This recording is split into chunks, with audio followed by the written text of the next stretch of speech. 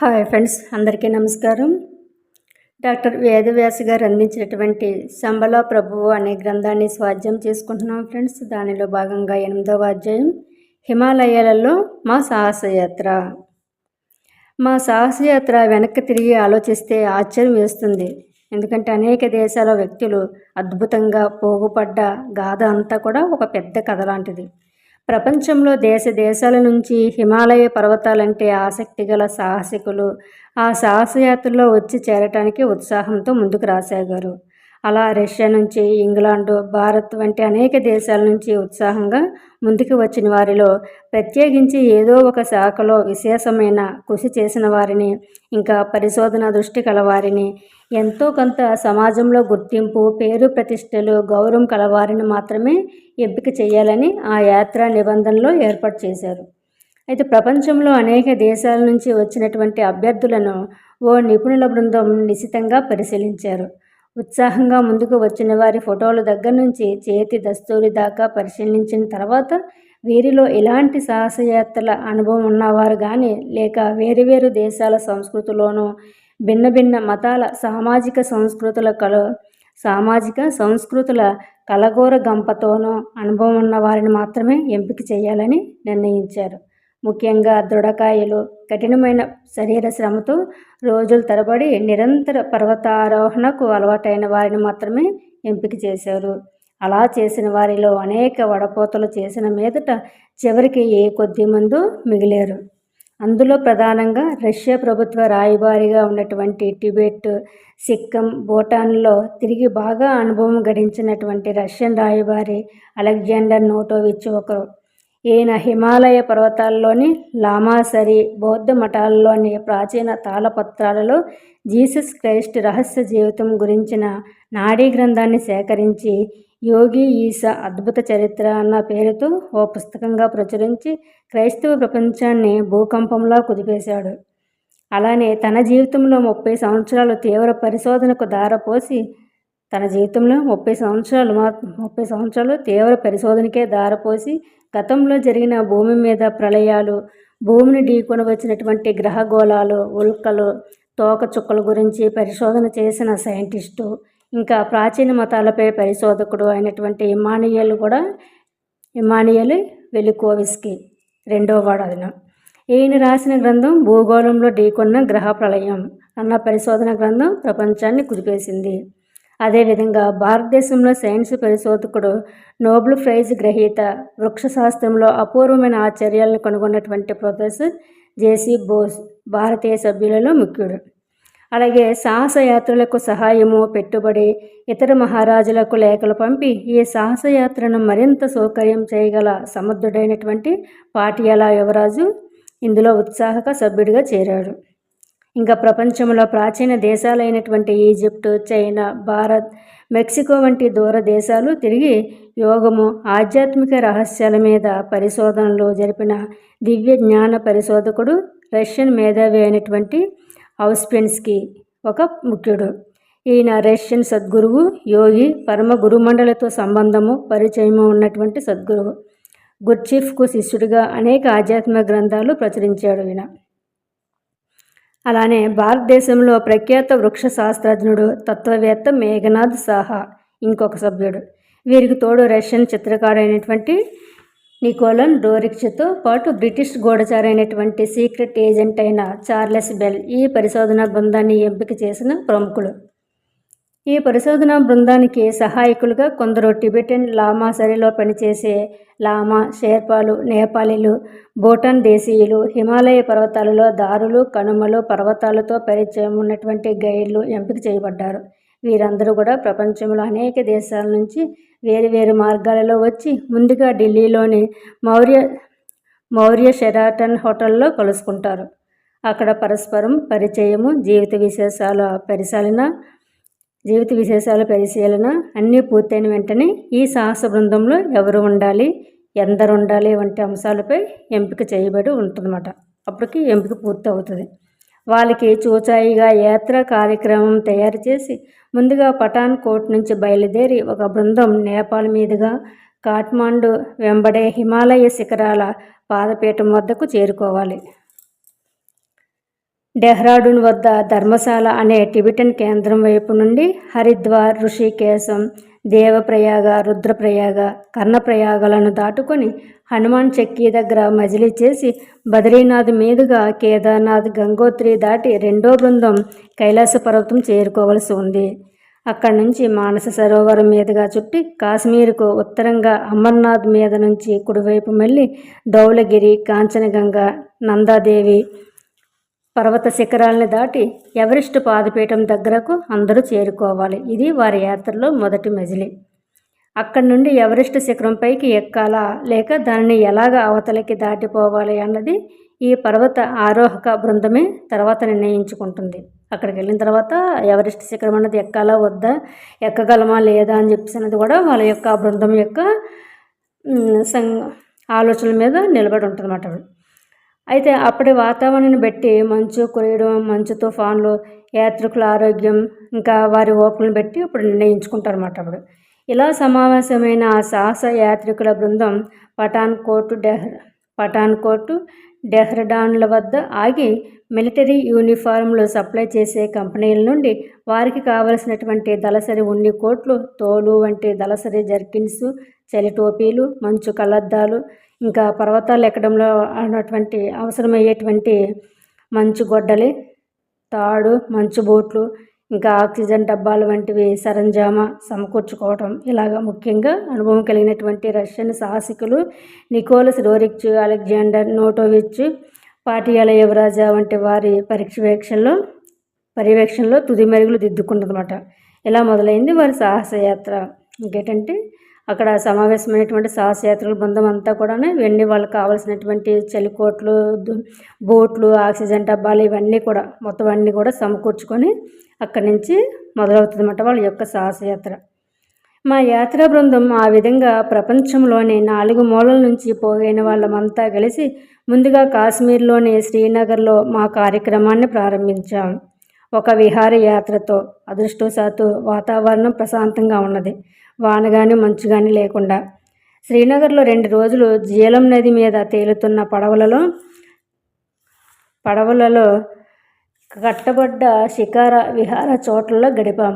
ఆనందంగా. మాలో కొందరు షాపింగ్కి వెళ్ళారు మధ్యాహ్నం. నిజంగా షాపింగ్ చేస్తే కాశ్మీర్లోనే చేయాలి. ఎందుకంటే ప్రపంచంలో లక్షలు వేలు ఖరీదు చేసే వజ్రాలు, కెంపులు, పచ్చలు మార్కెట్లోని దుకాణంలో తిరుగుతూ కూరగాయలు, పండ్లు కొన్నంత తేలికగా చూడడం మాత్రమే కాదు, కొనవచ్చు కూడానంట. అక్కడ నవరత్నాల రాళ్ళు పటిక బెల్లం గడ్డవలే గులకరాళ్ళలాగా చెక్కకుండా కొండలలో తవ్వి తీసినట్లుగానే ఊహించినంత తక్కువ ధరకే లభిస్తాయంటవి. ఆ మాట విన్నాం, కానీ నిజంగా మార్కెట్లో చూస్తే ఆశ్చర్యపోయాం. నిమ్మకాయ అంత సైజులో పచ్చల రాయి చెక్కుబడి లేకుండా కంకర రాయిలాగే ఉండేది 300 రూపాయలకి లభించిందంట. నిమ్మకాయ కంటే పెద్ద కెంపులు, కుంకుడు గింజంతేసి ముత్యాలు అది కాశ్మీర్లో మాత్రమే సాధ్యం. అలా ఎందుకు లభిస్తాయని వాకప్ చేస్తే హిమాలయ పర్వత కొండ చర్యలన్నీ కూడా ముఖ్యంగా కాశ్మీర్ ఈశాన్య భాగాన తవ్వితే గులకరాళ్ళ మాదిరిగా తట్టలతో బుట్టల కొద్ది కూడా రాళ్ళు పడుతూ ఉంటాయంటే ఇలాంటి రాళ్ళు. ఏం దేశం ఇది! నిజంగా రత్నగర్భ అన్న పేరు భూదేవికి నిజంగా ఈ శ్రీనగర్లోనే సార్థకం అవుతుంది అని చెప్పేసి అని వాళ్ళు అలాగా మాట్లాడుకుంటారు అన్నమాట. వాళ్ళకి అలా ఫీల్ అవుతారు. అలా మా సంచుల నిండా కూడా ఎన్నో నవరత్నాల రాళ్ళు కొనుక్కొని మాతో ఉంటే క్షేమం కాదని ప్రత్యేక విమాన సర్వీసుల్లో లండన్కు, మాస్కోకు, పారిస్కు ప్రత్యేక కొరియర్ పార్సెల్ ద్వారాగా పంపించేశాం. మా ఇంటిలోని ఆడవాళ్లకు ఉపయోగంగా వాళ్ళెంత ఆశ్చర్యపోతారో మరి తలుచుకుంటేనే. ఇక్కడ మాకే ఉక్కిరిబిక్కిరి అవుతుంది. ఆ వాటిని తెలుసుకునంటే వాళ్ళ ఇంట్లో ఆడవాళ్ళకి కనుక ఇస్తే కనుకైతే వాళ్ళు చాలా ఆనందపడతారు కదా అని చెప్పేసి అని అది తెలుసుకుంటేనే ఇక్కడ వీళ్ళే చాలా తెబ్బిబ్బైపోతున్నారు అన్నమాట. ఇంకా కాశ్మీర్లో దొరికే అమూల్య వస్తువులలో నవరత్నాలు అతి చిన్న విషయాలు అని వెంటనే తేలింది. కాశ్మీర్లో దొరికే అమూల్య వస్తువులలో నవరత్నాలు అనేవి అతి చిన్న విషయాలని వెంటనే తేలింది.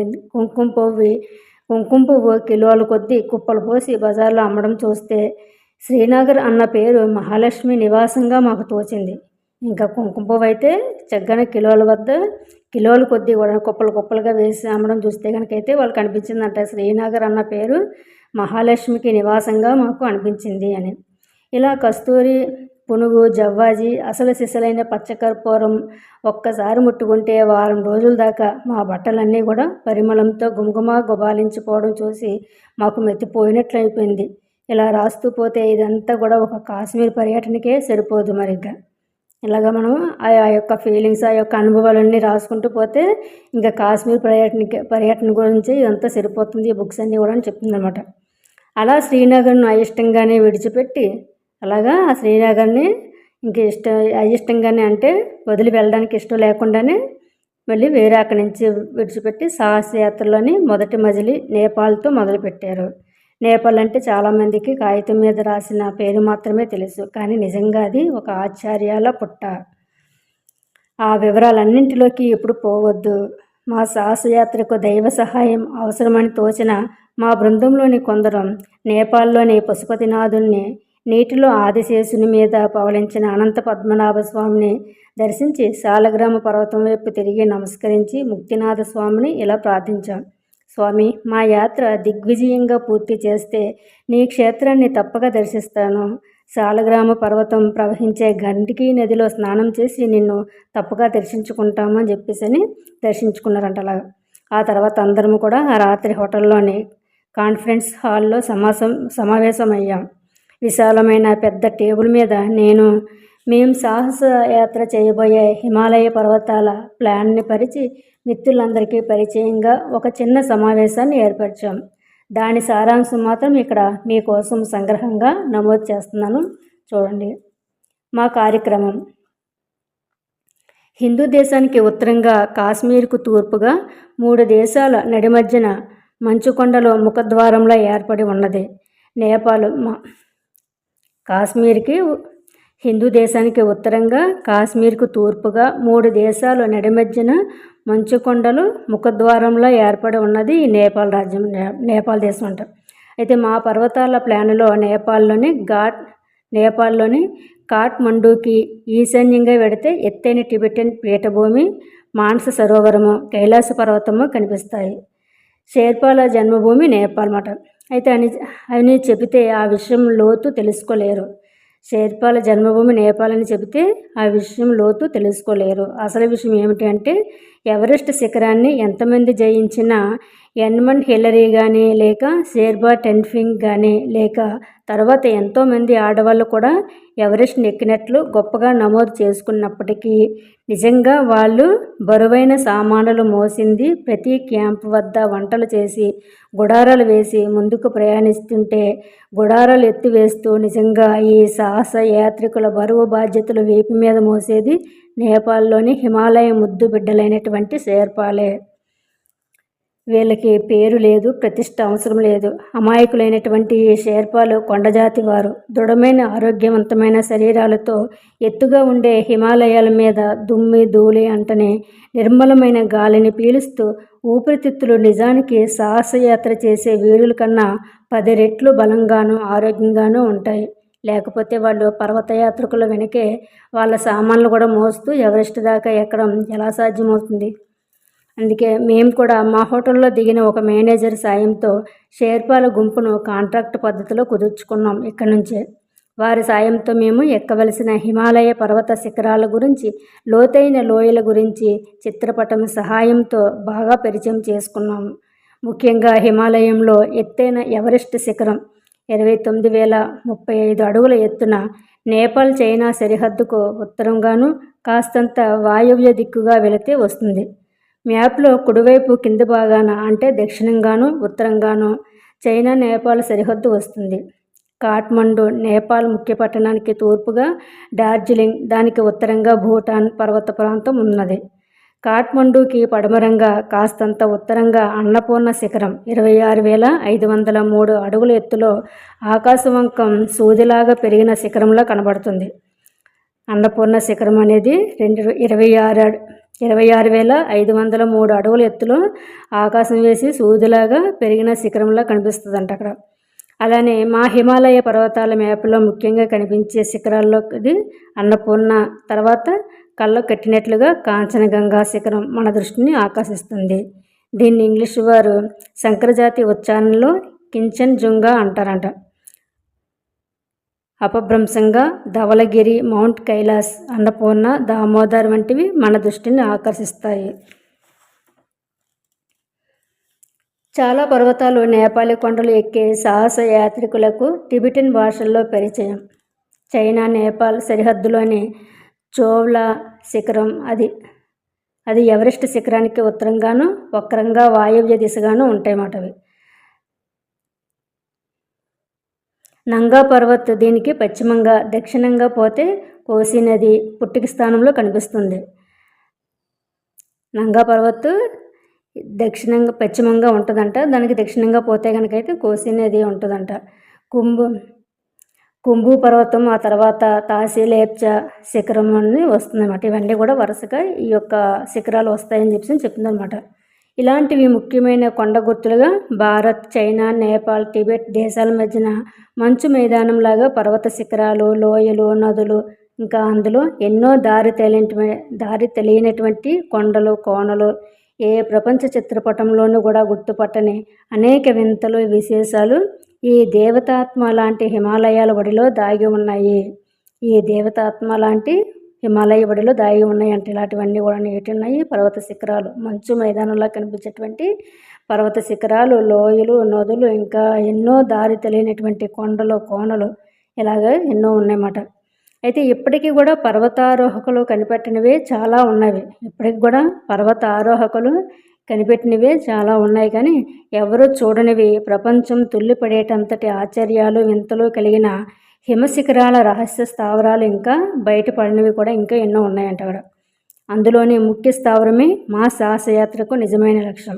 అలాంటివి బయటపడినవి ఇంకా కూడా రహస్యంగా ఏవైతే ఉన్నాయో అవన్నీ కనిపెట్టడం గురించే వీరి యొక్క సాహసయాత్ర అన్నమాట. అయితే రోడ్డు మీద అమ్మే న్యూస్ పేపర్లో ప్రచారం చేసే ఎవరెస్ట్ శిఖరం వంటి బజారు వస్తువు కాదు అది.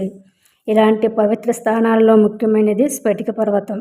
మంచు కొండల మధ్యన మంచుతో కప్పబడిన శిఖరాల మధ్యగా గుర్తించడానికి అసాధ్యంగా ఉండే ఈ స్ఫటిక పర్వతం అతి కొద్ది మంది యోగులకు, లామాలకు, ఇంకా తపస్సు చేసుకునే సిద్ధ పురుషులకు మాత్రమే వీటిని గురించిన బోగట్టు తెలుస్తుంది. తర్వాత ఈ స్ఫటిక పర్వతం ఎక్కడా కూడా కాగితం మీద మచ్చుకైనా సరే అంతుపట్టనది. ఎవరెస్ట్ శిఖరం అడుగు నుంచి భూగర్భంలో ప్రయాణించే సొరంగ మార్గం ఈ స్ఫటిక పర్వతం పీఠం దగ్గరకు చేరుస్తుందని, ఎవరెస్ట్ శిఖరం అడుగు నుంచి కూడా భూగర్భంలో ప్రయాణించే సొరంగ మార్గమే ఈ స్ఫటిక పర్వతం పీఠం దగ్గరకు చేరుస్తుందని చెప్తారన్నమాట ఇక్కడ. ఇక ఇవే న్యూస్ పేపర్ల మీద ఆధారపడి బ్రతికే ఈనాటి ప్రజలకి ఒక సంబల గురించి, అక్కడ వింతల గురించి, అసలు వాళ్ళ ఆత్మ గురించి మాత్రం ఎంత తెలుసో సరిగ్గా అంతే తెలుసు. ఇక ఇవే న్యూస్ పేపర్ల మీద ఆధారపడి బతికేనటువంటి ప్రజలకి ఒక సంబల గురించి, అక్కడ వింతల గురించి, ఇంకా అసలు వాళ్ళ ఆత్మ గురించి మాత్రం ఎంత తెలుసు అంతవరకే తెలుసు వాళ్ళకి. కానీ అంతే రహస్యంగా కూడా నెలకొని ఉందంటే నా ఉద్దేశం ఒకటే, మనలోనే ఉంటూ మనకంటే దగ్గరగా ఆత్మీయతగా ఉన్న మనకే తెలియని మనలోని జీవాత్మలాగే హిమాలయ పర్వతాలకు కూడా ఆత్మ వంటి రహస్య స్థావరమే ఈ సంబల. చూడండి ఎంత బాగా చెప్పారు ఇక్కడ. మనలోనే ఉంటూ అంటే అతను ఉద్దేశం చెప్తున్నమాట. ఇక్కడ ఏమని చెప్పారు, న్యూస్ పేపర్ల మీద అంటే మనకు న్యూస్ పేపర్లో కనిపించే సంబల అనేసి మాత్రమే మనకు తెలుసు, అంతే తప్ప అక్కడ ఉన్నటువంటి వింతల గురించి గట్ట ఎవరికి ఏమీ తెలియదు అని చెప్తుందన్నమాట. అంటే అతని ఉద్దేశం ఏంటి చెప్తున్నారు, మనలోనే ఉంటూ మనకంటే దగ్గరగా ఆత్మీయతగా ఉన్నటువంటి మనకే తెలియని మనలోని జీవాత్మ ఎలాగైతే ఉంటుందో అలాగే హిమాలయ పర్వతాలు కూడా ఒక ఆత్మ వంటి రహస్య స్థావరమే ఈ సంబల అని చెప్తున్నారు అనమాట.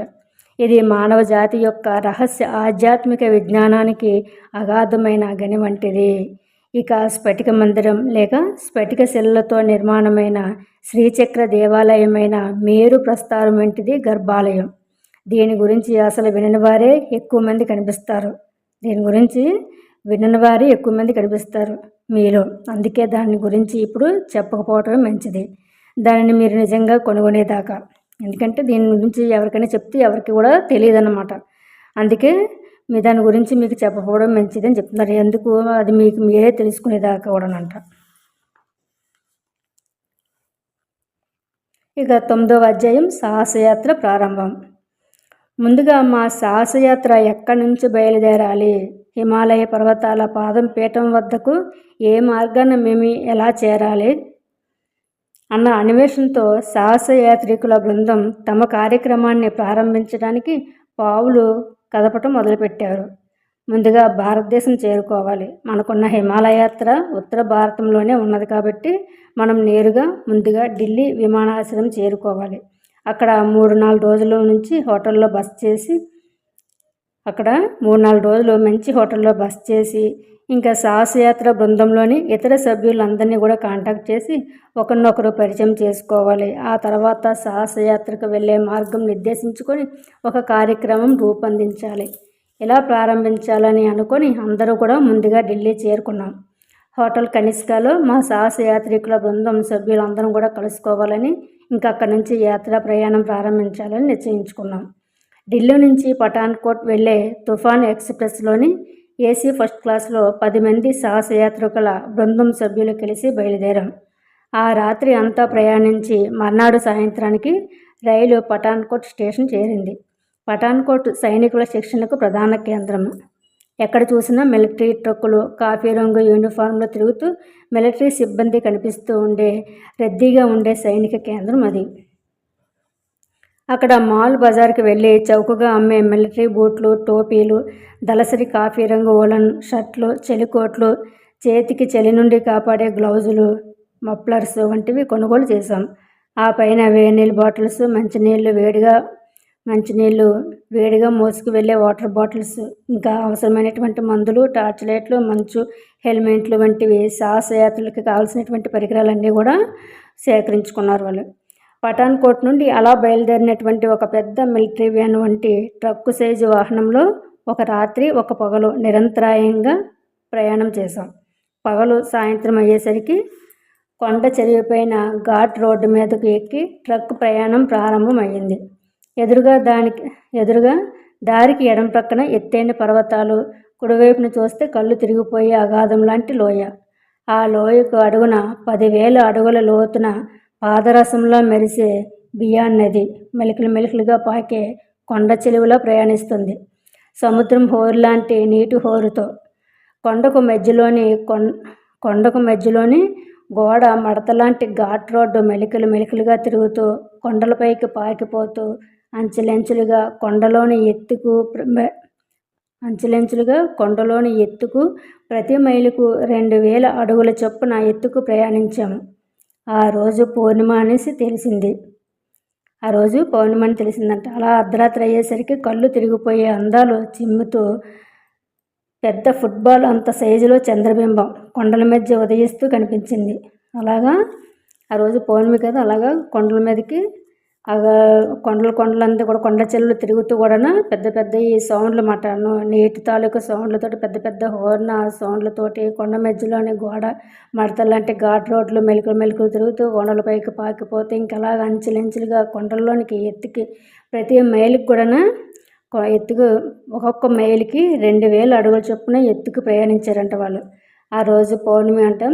అలాగా అర్ధరాత్రి అయ్యేసరికి కళ్ళు తిరిగిపోయే అందాలు చిమ్ముతూ పెద్ద ఫుట్బాల్ అంత సైజులో చంద్రబింబం అంట కొండల మధ్య నుంచి ఉదయిస్తూ కనిపించిందండి వాళ్ళకి. అప్పుడు వాళ్ళకి వెంటనే ఆహా, ఆ దృశ్యం అందం చెప్పలేమన్న అద్భుతమైన మాటలతో అనుభవాలతోటి చెప్తున్నారు. అక్కడ మాటలతో వర్ణించలేము. చుట్టూ ప్రకృతి అందాలకు ఆనందంతో అక్కడే నిలిచిపోయేంత సంతోషం కలిగింది మాకు. రోడ్డు ప్రక్కనే ట్రక్కును ఆపి పుచ్చపువ్వు వంటి పండు వెన్నెలలో అందాలతో మెరిసిపోయే హిమాలయ పర్వతాలను మొట్టమొదటిసారిగా చూసి ఆశ్చర్యంతో స్తంభించిపోయాము. ఊహించినంత ఎత్తైన పర్వత శిఖరాలు ఇంకా ఎత్తుకు నిటారుగా ఆకాశంలోకి పెరిగిపోతూ మెలికలు చుట్టుకున్నటువంటి పర్వతాలు. బియాస్ నది గురించి చెప్పుకుపోతూ ఉన్నాడు మాతో ప్రయాణించినటువంటి మిలిటరీ గైడు. ఈ బియాస్ నది బ్యాస్ అనే బెంగాలీ మాటకు ప్రతిరూపం అంట. బియాస్ నది బ్యాస్ అనే బెంగాలీ మాటకు ప్రతిరూపం.